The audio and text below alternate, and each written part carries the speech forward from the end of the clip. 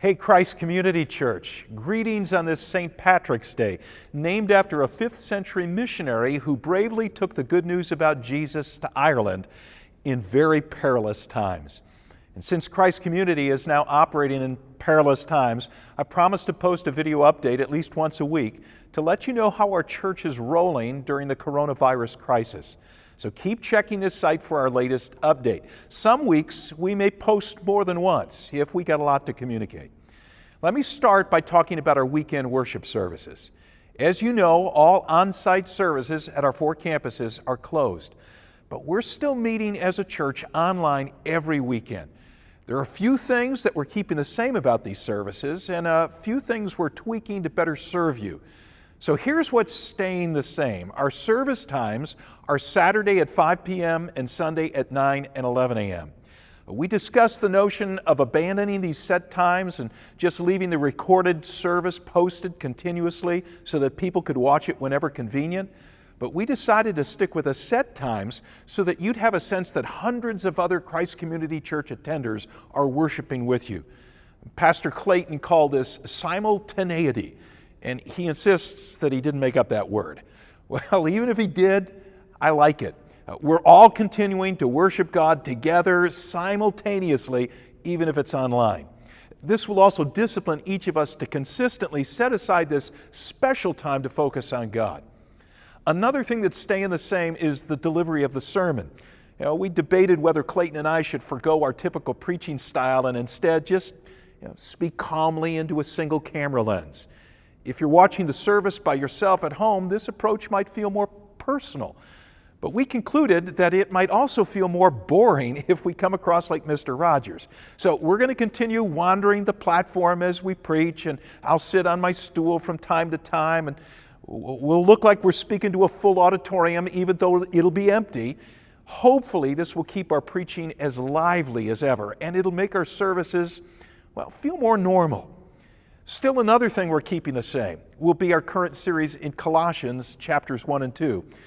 The alternative was to drop the rest of this series and just focus on coronavirus crisis-related themes. But we decided to stick with Colossians for 2 reasons. First, this series called Christ Above All is meant to prepare us for the upcoming Holy Week, Good Friday and Easter. And that hasn't changed. Holy Week is still coming. And fixing our eyes on Jesus is the best place we can focus these days. Second, our world is bigger than coronavirus.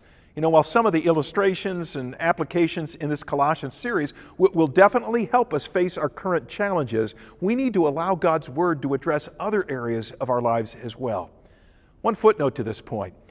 After the Colossians series, we've decided to take a detour and go to the book of Psalms, a great place to find hope in troubled times. Well, that's what's staying the same with our weekend services. Now, let me tell you about a few changes we're making.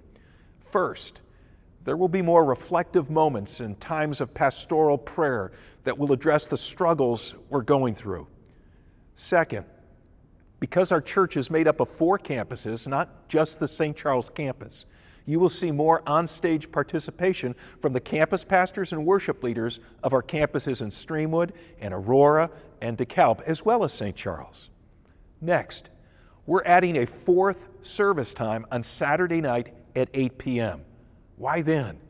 Well, because we heard from some parents of very young children that it was almost impossible to watch our service during one of the regular times while having to keep an eye on your littlest kids.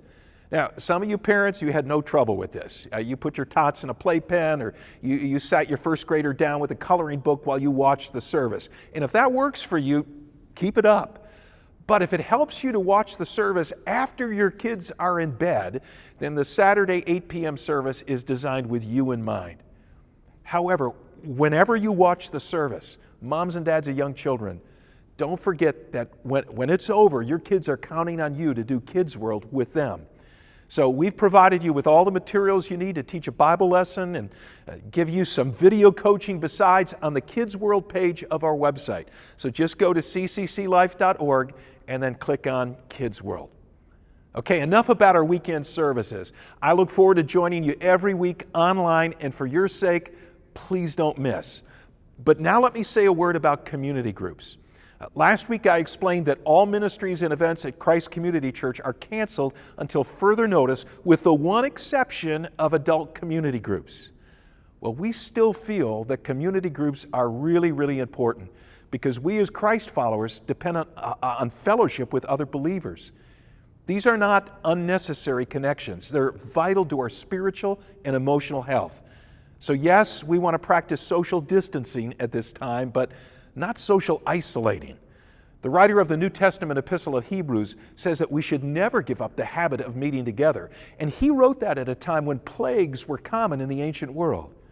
So how do we do this? Well, first of all, let me say that it's important to comply with the President's suggestion that our gatherings be no more than 10 people at a time. So if your community group is larger than 10, we recommend that you break it in half and meet in 2 different locations. Second, if your group is used to meeting at a restaurant or coffee shop, you'll need to scramble to find a new place. You know, my coffee shop men's group is moving to a vacant room in someone's office tomorrow morning. Third, our homepage at Christ Community Church, ccclife.org, will offer additional creative insights for community groups during this crisis. So just go to the homepage and click on community groups. Fourth, if anyone in your group feels too uncomfortable to meet in coming weeks, that's okay. You know, don't feel guilty about checking out personally for a bit.